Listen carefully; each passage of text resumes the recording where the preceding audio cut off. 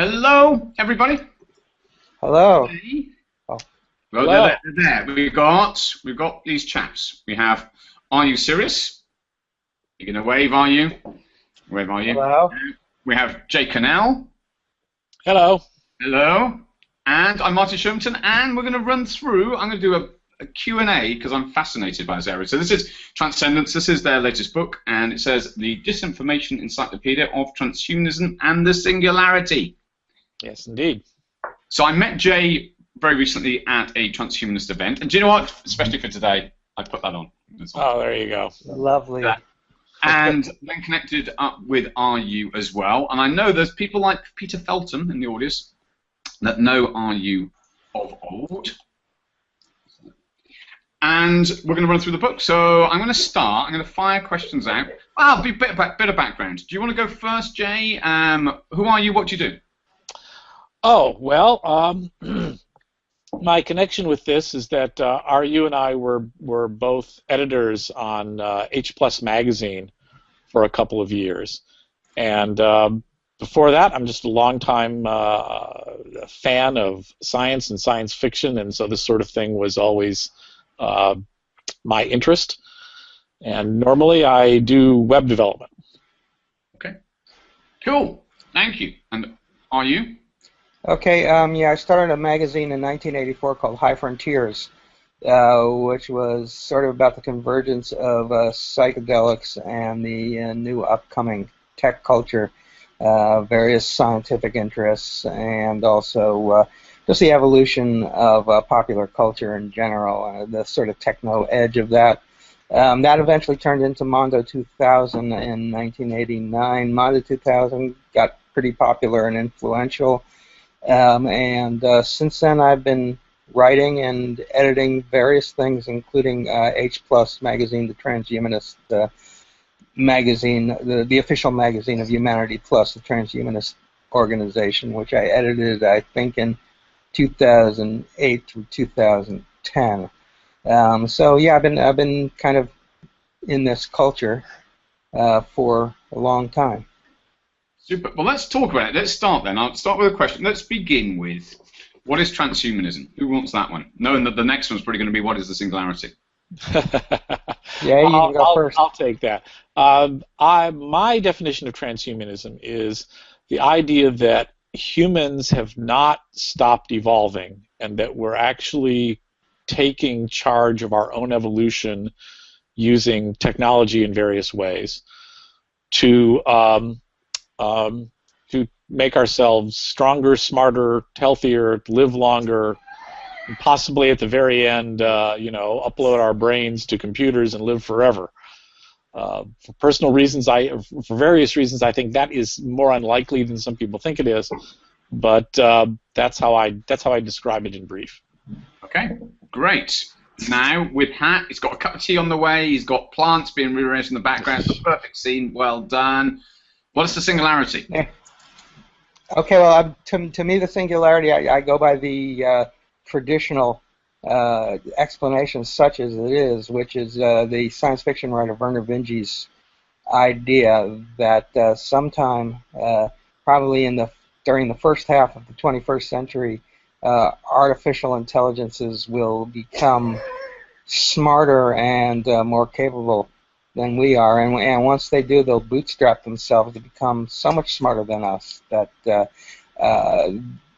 their understanding of the world, the universe, and everything will exceed us to the point where we can't understand what will happen from that point on.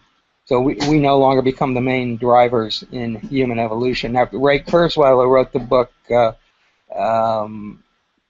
Singularity is Near, projects the idea that we will unite with the AIs, that the AIs will be in us, so that our intelligence and the AI intelligence will be a unified sort of thing, not something outside of us. But in any case, to me, it's the idea that artificial intelligence will exceed us. I don't necessarily believe in it. But I mean, there are a whole bunch of other people who like to talk about singularities. the psychedelic mystic Terence McKenna had his idea of the singularity, where we go through an omega point in which everything changes and becomes incomprehensible. We're already past the point that the place and time where he predicted that would happen. I don't think there's been a singularity, although everything does seem pretty incomprehensible to me. I think particularly at this moment in the morning, but and probably incomprehensible to most human beings. Maybe we've had a singularity in ISIS land, because that's pretty incomprehensible to most of the world, and oh yeah, was not really predictable by some people 20 years ago. The backwards singularity. Yeah, there you go. Right. Okay. Evolution. We've got a little on transhumanism, a little on singularity. I'm going to come to the book. What I thought I'd do, I'll fire out. You can decide who wants to pick it up. I'm going to fire out a name, or one of the section headings, and we'll just run through. Just tell me a few words what it is. Let's go for what's artificial general intelligence. What's all that about? Okay, well, I'll take that on first.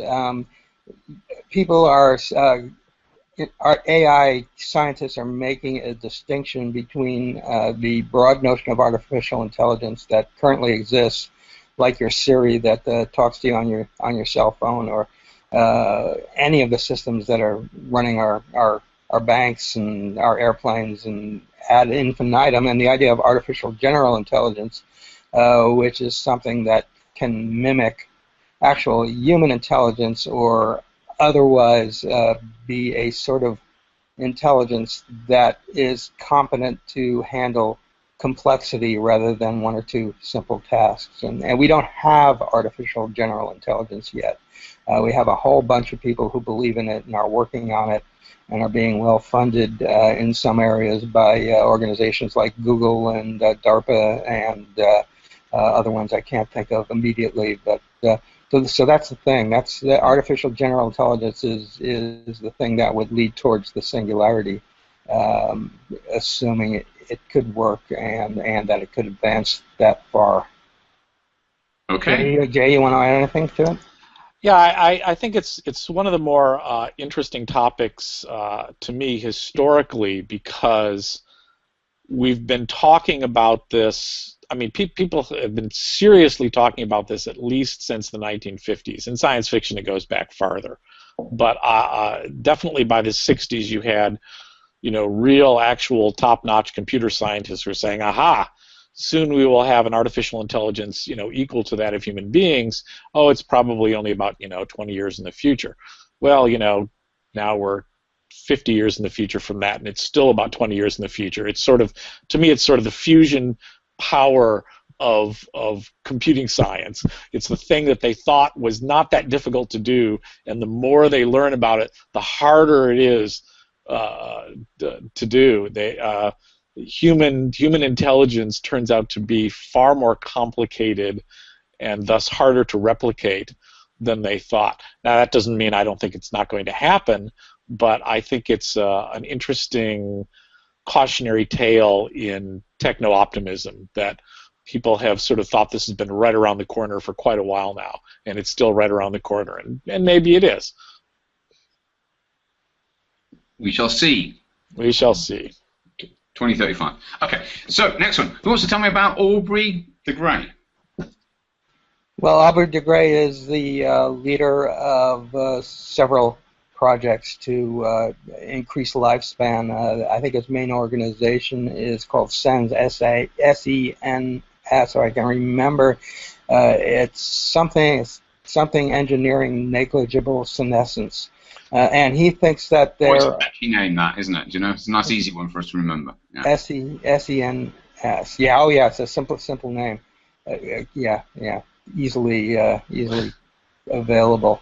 So, I mean, Aubrey is a fellow who looked at life extension as an engineering project rather than as something that was built into our genes that could have a singular, simple solution if we were to understand the genomic mechanism that causes us to age no matter what.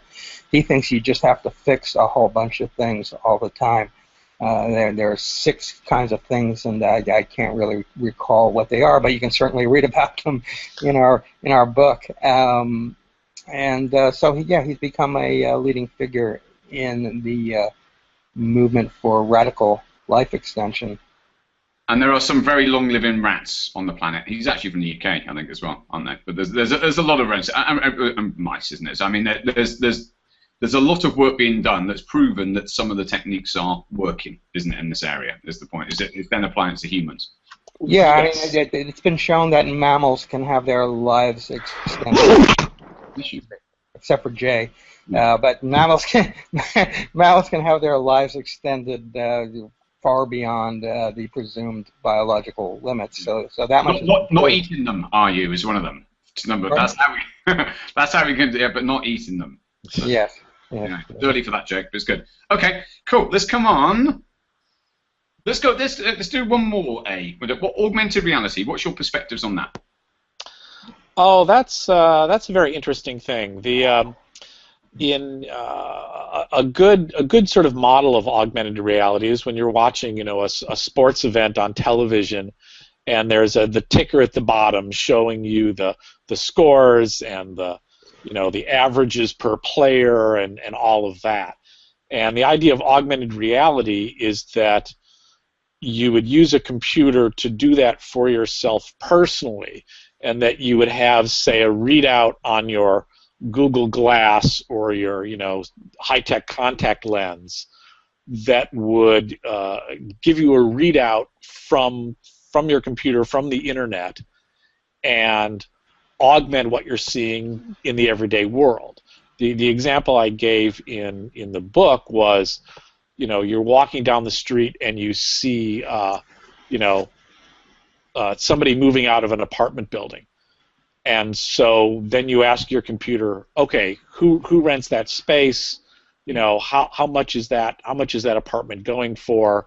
What else has happened in this neighborhood recently? Is this a high crime neighborhood or not? And you get all that information, sort of fed to you immediately.